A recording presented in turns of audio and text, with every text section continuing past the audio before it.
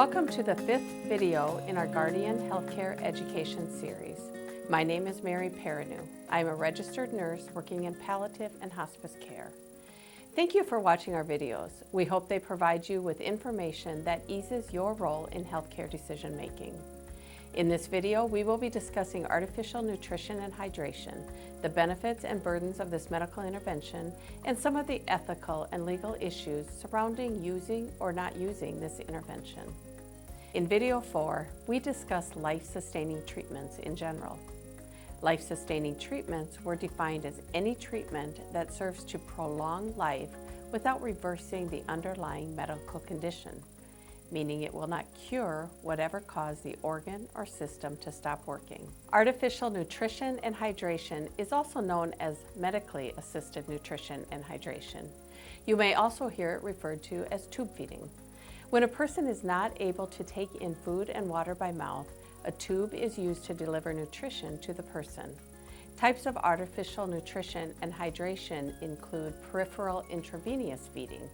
This is nutrition delivered by a needle inserted into a vein. Nasogastric or NG tube is nutrition delivered through a thin tube that has been inserted through the nose into the stomach or the first part of the small intestine. PEG tube is nutrition delivered through a tube that has been surgically placed through the skin and into the stomach. A jugostomy tube or a J tube is delivered through a tube that has been surgically placed through the skin into the small intestine. Central intravenous feed, also known as total parenteral feeding, is nutrition delivered through a catheter surgically placed into a central vein near the heart. When is artificial nutrition and hydration used? When a patient has an inability to eat by mouth due to a medical condition, such as a stroke, Parkinson's disease, ALS, Alzheimer's disease, and other related dementias or cancerous growths. There may be a time when your protected person has an illness that affects their ability to swallow. As their guardian, you may have to decide if a tube feeding should be placed or not. As with all medical interventions, there are benefits to artificial nutrition and hydration, and there are burdens. Understanding these may help you make this decision. Artificial nutrition and hydration was originally developed to provide short-term support for patients who were acutely ill and often used to provide a bridge to recovery or to meet therapeutic goals. Some benefits of using artificial nutrition and hydration includes replacing fluids lost through vomiting, sweating, or diarrhea during a temporary medical problem. This helps a person recover from their illness. It may allow time for the gut to heal in Crohn's disease. In early terminal illnesses like ALS, it improves quality of life and can even prolong life by maintaining strength longer. It provides nutrition for someone expected to recover from a surgery, an illness, or an accident. And it aids in wound healing. People facing a terminal illness, it is common to experience loss of appetite, decreased interest in food or drink, and weight loss. When using artificial nutrition and hydration in a terminally ill person, there are often burdens associated with its use. For dying patients, those burdens can include the risk of diarrhea, nausea, vomiting, or aspiration pneumonia. Restlessness and agitation can cause these tubes to be dislodged or pulled out.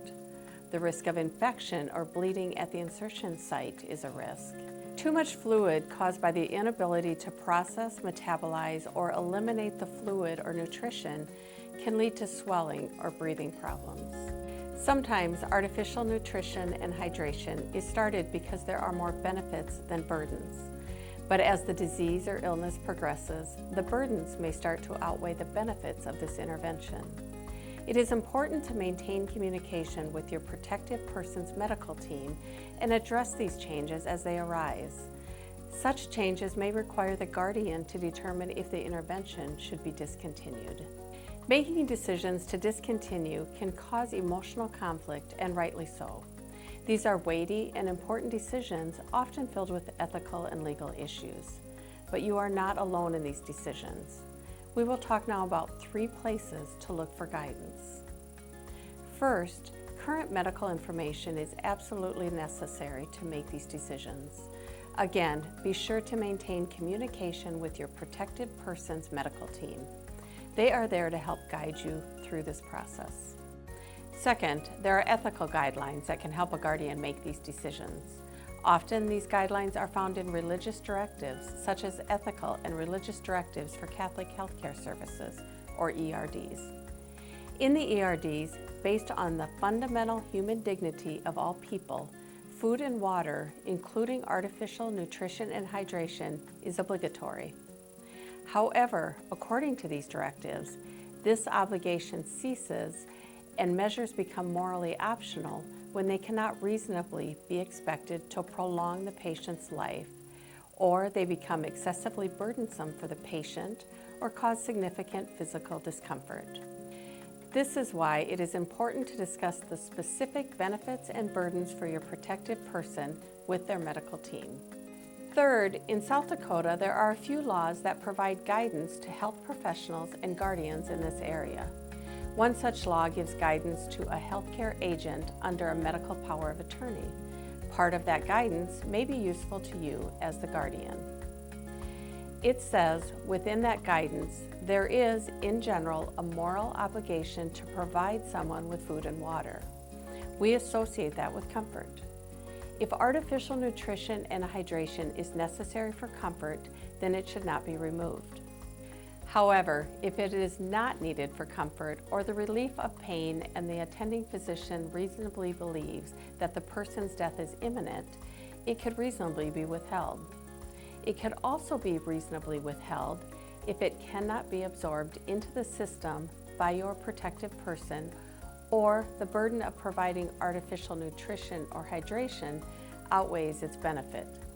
As long as the burden is caused by providing artificial nutrition or hydration itself and not to the quality of the continued life of a person. You could also find guidance for this decision from your protected person's own words in previous conversations or as recorded in their medical record. If there is clear and convincing evidence that your protected person said they did not want artificial nutrition or hydration, or refused artificial nutrition or hydration prior to the loss of competency, this would be good evidence to consider in your decision to do what is best for your person. Finally, your protected person may have expressed their desires in a document, such as a living will, medical power of attorney, or a most. Be sure to check and see if any of these documents exist and if your person expressed a preference in the document.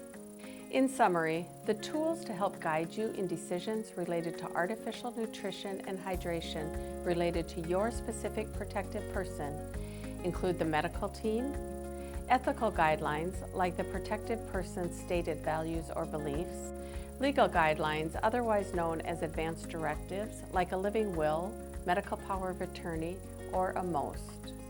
Lastly, prior goals of care conversations and prior witnessed or documented conversations about this topic. You should also know that your protected person will be cared for if you decide to forego or discontinue artificial nutrition and hydration.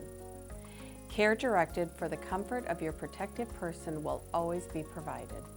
When it comes to nutrition and hydration, comfortable alternatives include help with feeding, offering high protein and high caloric replacements, offering small bites of their favorite foods or sips of their favorite beverages, offering fluids on sponge-tip swabs.